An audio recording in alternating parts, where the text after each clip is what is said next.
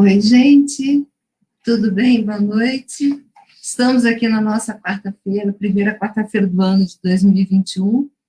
Vamos nos encontrando sempre, com a graça de Deus. Boa noite a todos vocês. Espero que tenham tido um Natal repleto de felicidades, encontro com a família, boas coisas, boas lembranças, boas memórias, boas conversas. Aqueles que não puderam estar com suas famílias, que tenham tido, então, a oportunidade de encontrar-se consigo próprio diante de Deus, numa reflexão, numa autorreflexão, avaliando-se perante os grandes desafios que estamos enfrentando. Espero que todos também tenham tido uma passagem de ano que simbolicamente representa mudanças que a gente espera que aconteçam, né? Todo ano a gente faz isso, espero que esse ano aconteça isso, que assim, seja assado. Então, são momentos que a gente fala que são momentos que rogamos para que uma catarse aconteça, para que um paradigma se transforme, para que o mundo nasça no dia seguinte, o mundo que esperamos, o mundo do bem, o mundo do amor, o mundo da união, da paz, da saúde, da alegria, tudo. Mas não é bem assim, né? A gente sabe que as coisas não acontecem de um dia para o outro e que tudo que almejamos há que ser construído previamente para que a gente possa galgá-lo, que a gente possa colhê-lo no nosso futuro. Então, a gente sempre fala, olha, no final do ano, vai, selecione as sementes que você quer plantar, né? Então, vai lá e selecione, olha, eu quero mais paz na minha vida, então a gente vai lá e planta a paz, eu quero mais amor na minha vida, a gente vai lá e planta o amor, eu quero mais saúde, a gente vai lá e planta a saúde. Então, na realidade, esse plantar simbólico é aquele momento em que introjetamos aquilo que desejamos para poder ter condições, criar em nós condições de execução daquilo que queremos, para que a gente possa realmente concluir os nossos desejos à luz de Deus, à luz de Jesus, e é isso que significa escolher as suas sementes quando chega no dia 31, né, de dezembro. Mais do que a uva ou a romã, ou seja lá o que for, as sementes que devemos ver são as virtudes que desejamos, né, e as consequências da virtude elaborada no mundo, na sociedade em que vivemos, né. Então, se todo mundo planta o bem, há de colhermos de forma coletiva esse bem no mundo em que vivemos, o que nos tornará realmente muito mais felizes, né. Então, a gente agradece a todos vocês que estiveram conosco no ano passado, aguentando-nos ao vivo nessa live. Foi um ano muito interessante, vamos continuar nessa formatação ainda, e não paramos o nosso trabalho, essa que é a questão.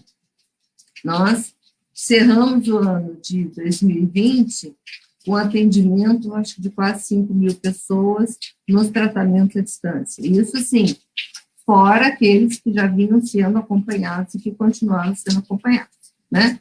Então, hoje a gente tem um atendimento muito expressivo, mas damos conta. Eu gostei que lá, no início do ano passado, os nossos mentores falaram isso, né? Atendam, porque daremos conta. Então, eles nos deram estofo para dar conta. E nós, na fé e na confiança, entregamos a ele, né, essa condição desse trabalho, nos entregando para que o trabalho se realize. E ele tem realizado de forma muito plena, muito tranquila, muito gostosa. Bom, o que selecionamos, e aí volta a falar, não cesse o tratamento. Quem está no tratamento, por favor, não pare. Tratamento espírita não é feito medicação do médico da terra, né? Toma uma semana, não. Se fosse assim, ficaria muito fácil. Ela precisa que a nossa intimidade, né? Que o nosso espírito, que o nosso íntimo, que o nosso inato, inclusive, transmute-se, aceite e queira se modificar para fazer valer aquele tratamento em nós. Então, ele é uma mão dupla. Os espíritos trazem e nós, individualmente, mostramos o aceite. O aceite do tratamento não é chegar no momento da dor e do desespero e falar, eu aceito bem o que eu faço. Não. O aceite do tratamento é você mostrar intimamente que você está buscando se melhorar, que você está buscando a sua reforma moral íntima para se tornar um ser humano melhor. E quando nós, então, vamos eliminando as causas das nossas doenças, as doenças vão deixando de existir. Escolhemos para a noite de hoje uma passagem do Evangelho, está em Evangelho de Mateus, uma passagem de Jesus, selecionado aqui no Evangelho segundo o Espiritismo, no capítulo 8, Bem-aventurados puros de coração. A passagem que selecionamos, o item que nós vamos conversar é escândalos. Se vossa mão é motivo de escândalo, arrancai-a, tá? Está lá no Evangelho de Mateus. Vamos ler isso e vamos falar sobre isso. Infeliz do mundo por causa dos escândalos, pois é necessário que aconteçam os escândalos, mas infeliz da pessoa por meio da qual o escândalo vem. A gente vai explicar mais à frente que aqui Jesus falava escândalo no sentido do mal moral, tá? Aí ele vê, se vossa mão ou vosso pé são motivo de escândalo, cortai-o e lançai-o ao longe de vós. Mais vale para vós que entreis na vida tendo um só pé ou uma única mão, que ter dois deles e ser atirados no fogo do inferno. No fogo eterno, aliás. Se vosso olho é motivo de escândalo, arrancai-o e lançai-o longe de vós. Mais vale para vós que entreis na vida tendo um só olho, que dois e serdes precipitados ao fogo do inferno. São Mateus, capítulo 18, item 6, capítulo 18, versículos 6 a 11, capítulo 5, versículo 29 e 30, tá? Bom, por que a gente escolheu essa passagem do Evangelho para a gente conversar na noite de hoje? Está rolando por aí no meio espírita uma mensagem atribuída ao anjo Ismael, que é o anjo tutelar do Brasil, uma psicografia de Divaldo Franco, que fala sobre a necessidade do mal, desse momento, que o mal, que esse mal que a gente está vivenciando, sendo resultado das nossas ações, havia sido previsto dentro da nossa estrutura moral, psicológica e mental de acontecer, e que esse mal tornou-se necessário para que nós pudéssemos promover em nós a mudança para que o mal deixasse de existir. E acontece que muitas pessoas, né, lendo, né, ou passando para outras pessoas a mensagem, estão se colocando naquela situação, bom, já que o mal então é necessário, eu não tenho nada a ver com isso. Então, deixa o mal aí, já que Divaldo falou, já que Ismael falou, então, deixa o mal acontecer, que eu também não tenho nada a ver com isso, né? Quando o mal acabar, eu saio de casa e vou para a vida. Bom, acontece que todo o evangelho, toda a história de Jesus, todo o ensinamento de Jesus, inclusive o encontro de Jesus com Ismael em várias situações, a falar da nação brasileira e a falar do povo no planeta Terra, nunca se disse que devemos fazer olhos cegos e ouvidos moucos ao mal, e muito menos que devêssemos ser os provocadores do mal, né?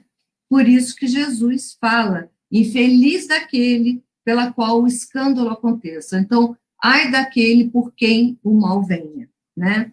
Então, assim, na época que Jesus falou escândalo, a palavra escândalo era compreendida como algo muito mais, era algo que ofendesse a moral ou o decoro, mas muito mais pelo seu efeito, pela sua divulgação, pela repercussão, do que pelo mal em si. Então, as pessoas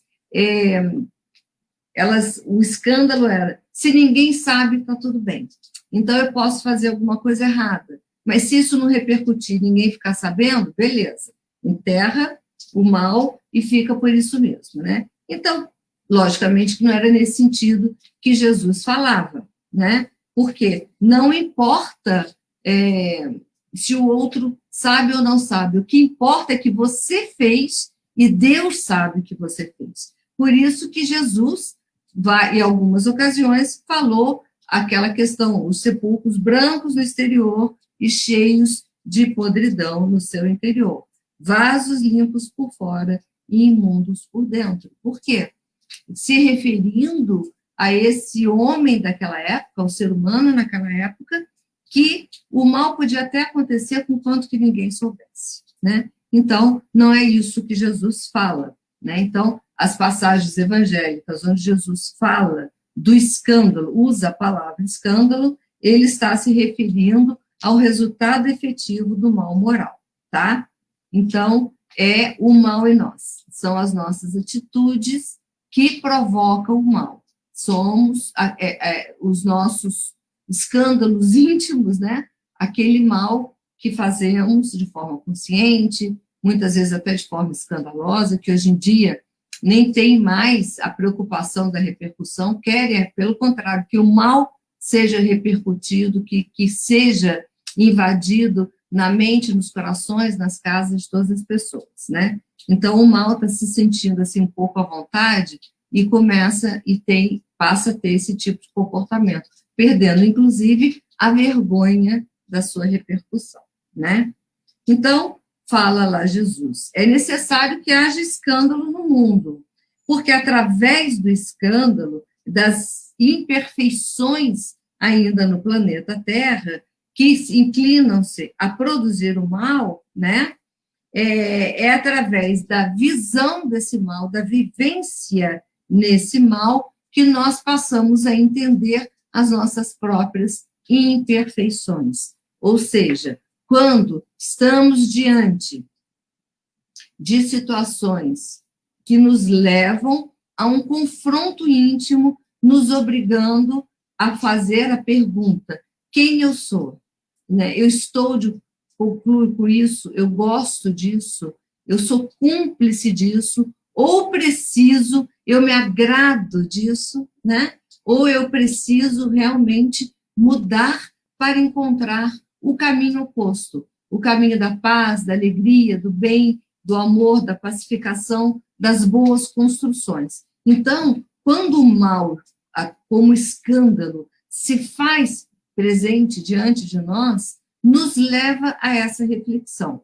É lógico que o resultado dessa reflexão é individual, ou seja, cada um vai ver-se como é diante disso, né? Por isso, da preocupação com a mensagem que transita, porque muitas pessoas já expuseram-se nesse sentido. Bom, já que o mal está aí, nada eu tenho a ver com isso. Ou seja, torna-se por omissão, por passividade, cúmplice do mal, né? Então, ele fala, é necessário que o escândalo aconteça, porque estando em expiação na terra, as pessoas punem a si mesmo pelo contato com seus vícios, dos quais são as suas primeiras vítimas, e acabam por compreender seus inconvenientes. Então, aqui traduzindo para português, do português sentiu dor, ficou ruim, ela passa a perceber que aquilo não está bom. Dentro dessa situação que está, eu não estou confortável, doeu, machucou, adoeci, me aborreci e etc. Então, isso não é confortável para mim, isso não me interessa. Isso não faz parte da minha estrutura na vida nesse momento. Então, eu me vejo já nessa dicotomia. Aquilo eu não quero e vou, então, em busca do que eu quero melhorar. Qual a virtude que eu vou desenvolver, que eu vou conquistar, para que esse mal não me atinja, para que esse mal não se aproxime de mim, para que esse mal saia de mim, né? Então, é na vivência, no sofrimento, na dor em si próprio, ou no mundo, naqueles a que amamos, na sociedade que estamos. É tudo que Ismael fala na mensagem. Hoje, diante desse mal que está acima do nosso controle, o homem se vê obrigado a se questionar, se vê obrigado a mudar o rumo do processo que criou anteriormente, do rumo que tomou anteriormente, né? E não uma explicação para que as pessoas se sentem comodamente na covardia, na inércia, né? na passividade, para dizer, bom, o mal está aí, ele é necessário, então deixa que aconteça e a gente vê o que vai fazer. Ou pior ainda, se o mal está aí, é necessário, vamos embora fazer com que esse mal aconteça cada vez mais, né? Então, aí que, como diz Kardec, quando as pessoas estiverem exaustas de sofrer o mal, procurarão o remédio do bem. Então, o mal vem para gerar esse sentimento de exaustão pela dor. Não aguento mais, ponto. Não quero mais, ponto. Aí busca a solução pelo bem, busca o remédio do bem, busca o caminho oposto. Né? Então, o mal hoje na Terra está, não é para a gente sentar como é que é? No banco da comodidade ou da covardia. É para combatermos o mal, para irmos contra ele, para irmos definitivamente em combate contra ele na construção do bem. Né? E o primeiro caminho para combater esse mal é combatendo-o dentro de nós mesmos. Então, quando a gente conseguir combater ele em nós e ter a consciência, não é isso, eu não sou isso, eu não me acumplicio a isso, eu não entro nessa vibração, isso não me gera paz, não me gera prazer, não me gera alegria. Então, eu quero o outro caminho, quando estabelece essa dor moral, não é uma dor física, é uma dor moral, é um desconforto absoluto diante das atrocidades, é uma compaixão enlouquecida diante da dor do outro. Quando nós estivermos nesse ponto, vamos eliminar o mal, não é? Bom, aí Kardec, inteligentíssimo, ele escreveu isso aqui no século XIX e a gente está falando para hoje, né? Sendo assim, alguém poderia concluir que o mal é necessário e durará para sempre, porque se viesse a desaparecer, Deus ficaria privado de um poderoso meio de corrigir os espíritos transviados, né? Logo, seria inútil procurar melhorar as pessoas.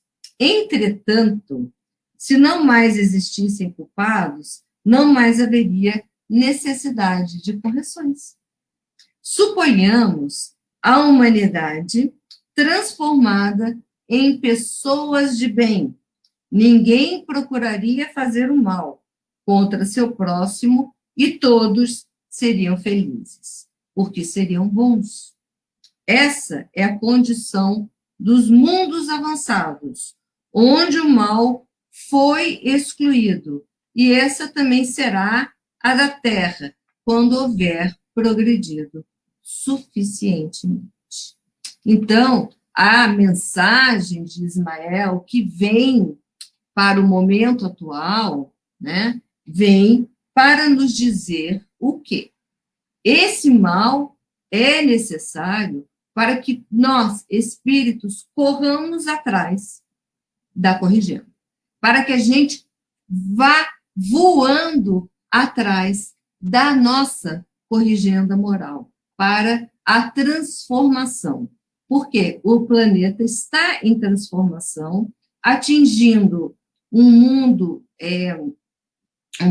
ditoso, um mundo mais feliz, né? Um mundo regenerado, precisa, porquanto, que a comunidade humana que habitará este mundo estar de acordo vibracionalmente, emocionalmente e espiritualmente com esse projeto de planeta futuro, que também já nem é tão futuro assim, já está aqui, né? Então, veio agora esse mal como algo, tipo assim, vamos lavar, em vez de fazer uma gigantesca tsunami que entrasse no mundo inteiro e sobrasse quem sobrasse, eles fizeram uma tsunami diferente, né? Uma tsunami que atinge exatamente e somente aqueles que provocam o mal, que não podemos penalizar os outros reinos da Terra, o mineral, o vegetal, o animal, pelas nossas ações equivocadas, né? Pelas nossas ações no mal. Então, o mal apresentado atinge aquele que o provocou.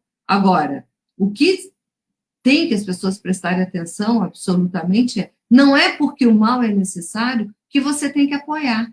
Não é porque o mal é necessário que a gente precise aplaudir. Não é porque o mal é necessário que a gente vai dar vazão a ele, né? Muito que pelo contrário. Se hoje nós olharmos, né, os índices, por exemplo, de população de casos de Covid, mortes por Covid no mundo inteiro, o Brasil é o segundo pior país no mundo, sendo ele tanto relativo quanto comparativo, né? E por que isso? Né? Então, o Covid está no mundo inteiro, não é?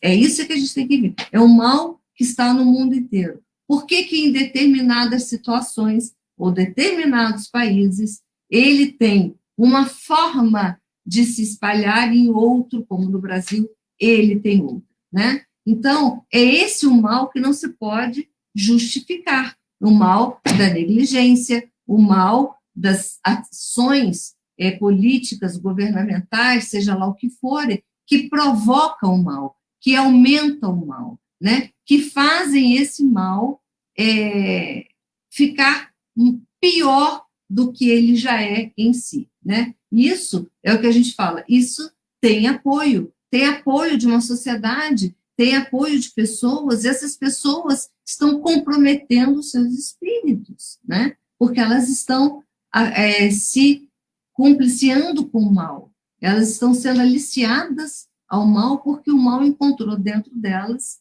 um caminho, um lugar aonde ele pôde fazer-se ninho, né? Então, segue então dizendo eles, mas infeliz daquele que aconteça, pelo qual aconteça o escândalo, ou aquele pelo qual, por quem o mal se faz, né? Isto é, o mal sendo sempre o mal, aquele que serviu inconsciente de instrumento para a justiça divina e cujos maus instintos foram utilizados, nem por isso deixou de praticar o mal e deve repará-lo. Mesmo que necessitemos da situação que estamos vivendo hoje num planeta, tá? Mesmo que ela seja necessária e que muitos tenham sendo servido, mesmo que inconsciente, de instrumentos do mundo superior para esse mal estabelecer, não quer dizer que se justifique. Aí é que está. Isso não se justifica. Mal é mal, não é justificado. Não pode ser justificado. Precisa ser combatido, né? E ele vem para isso. Ele não vem para as pessoas falarem, beleza, o mal está aí, beleza, vamos nessa. Não. Vem para a gente combater, tá? É assim, por exemplo, que uma criança ingrata representa uma expiação ou uma prova para o pai que sofre com isso, porque o pai talvez tenha sido ele próprio um mau filho, que fez padecer seu pai e por isso submete-se à pena de talião. Entretanto, inclusive nessa circunstância, essa criança não será desculpada e, por sua vez, deverá ser corrigida por meio de seus próprios filhos ou de outra maneira, né? Então, assim, mesmo que estejamos, que o mal, que tenham espíritos sendo agentes do mal, porque o mal precisa estar aí nesse momento, tem que entender primeiro, ele precisa estar aí nesse momento por quê? Porque precisa fazer nascer em nós o desejo da corrigenda. Precisa fazer nascer em nós o desejo de sermos melhores. Precisa fazer nascer em nós o desejo do bem. Ponto. Então, Isso é o motivo, tá? Então, e o que nós, então, devemos fazer? Conscientes disso, não é ir lá e aplaudir o mal. Pelo contrário, é combatê-lo. É usar tudo que tem à sua disposição para dizer, não aceitamos o mal. O mal há de sair da terra. O mal há de sair de nós. Aqueles que são agentes do mal, se interessam pelo mal, gostam do mal, é problema deles com Deus. Eles vão resolver isso no seu momento de prestação de contas. Seja pela lei de Talião ou não, eles vão resolver isso na sua prestação de contas com o mundo espiritual e com Deus, né? Então, também não nos compete julgar o que pratica o mal, né? Ele vai responder por isso. O que temos que saber é, eu me acumpliciei a isso, eu sou cúmplice disso, eu gosto disso, ou eu vou mudar. Ou eu vou fazer de tudo para mudar e para acabar esse mal, né?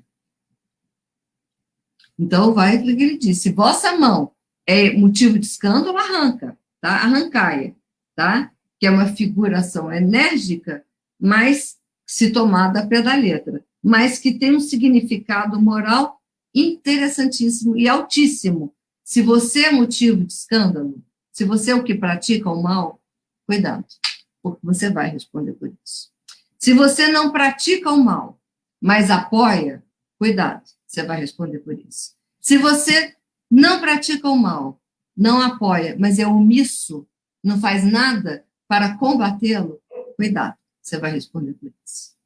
Né? Essa é a lição dos Espíritos de Jesus há 2000 anos, está na codificação de Kardec, na lição de Kardec a nós, no século XIX, lá em 1860 alguma coisa, quando o livro foi lançado, e aqui estamos nós falando sobre isso, baseado, inclusive, na recente mensagem de Israel, né?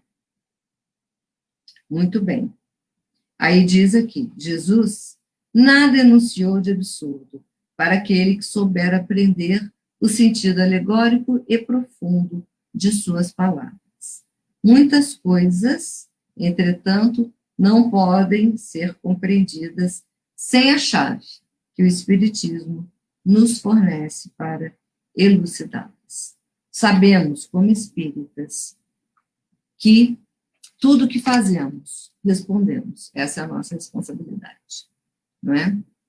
E que tudo que fazemos contra as leis naturais e divinas, lei de amor, justiça e caridade, e todas as demais, se as nossas ações atrapalham, impedem a evolução do nosso próximo, se as nossas ações maculam o espírito do nosso próximo, se as nossas ações ferem a moral do nosso próximo, enfim, tudo que fazemos que fere as leis naturais e divinas, estamos ferindo a Deus, né? E vamos responder por isso. Não como punição, porque Deus não pune, mas como corrigenda, dando-nos sempre a oportunidade de fazermos melhor, de sermos melhores, de fazermos diferente do que fizemos antes. Mas, ai daquele que, sabedor, consciente disso tudo, continua por livre, espontânea opção e vontade, pelo uso do seu livre-arbítrio, no cúmplice, na ação ou na omissão em relação ao mal, a sua corrigenda talvez não seja mais para esse planeta. Ou, se for, vai ser muito doído, né? A gente precisa entender isso. O peso da corrigenda é referente ao conhecimento que temos da consciência do nosso erro. Então, rogamos a todos, cristãos, espíritas, que sabem disso, que conhecem as leis e que sabem que o nosso propósito, o único propósito da nossa existência é amar a Deus e amar ao nosso próximo, fazendo bem o amor e a caridade. Ai deles, morro, peço, por favor, revejam as suas posições. Revejam as suas posições. e entendam que tudo que Ismael disse não é para justificar a presença do mal.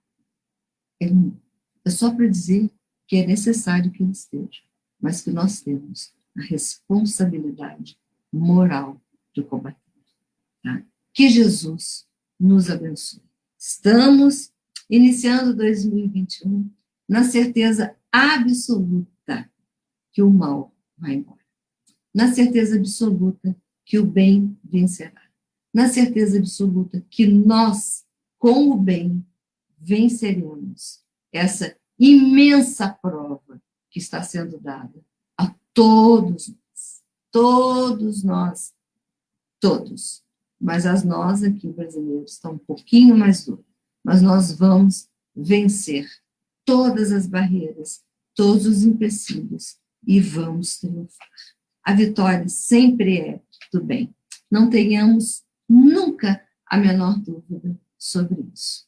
O bem sempre vence, porque o bem é de Deus. O bem é o amor de Deus em nós. O bem é a similitude divina em nós. E o mal é o resultado dos nossos equívocos, não é?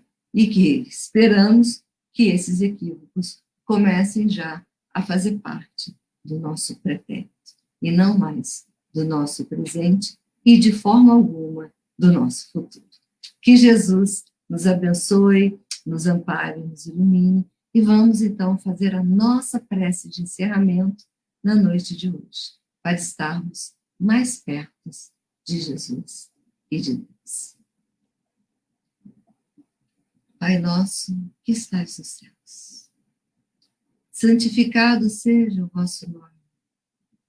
Venha a nós o vosso reino. Seja feita a vossa vontade, assim na terra como nos céus. Pão nosso de cada dia nos dai hoje. Perdoai as nossas ofensas, assim como nós perdoamos a quem nos tem ofendido. E não nos deixeis cair em tentação, mas livrai-nos de todo mal. Pois vosso é o reino, o poder e a glória para todos. Que assim seja. Boa noite a todos. Beijo na alma, beijo no coração, beijo no espírito, beijo nas bochechas, beijo na testa, nos olhinhos, que se sintam amparados, protegidos e amados por todos nós. O Santuário Espírita Caminho do Bem agradece a todos vocês que estiveram conosco durante o ano passado e convidando-os a todos estarmos juntos mais esse ano e daqui para frente por toda a nossa existência. Até quarta-feira, se Deus quiser. Como é que a gente fala? E Ele quer. Beijos.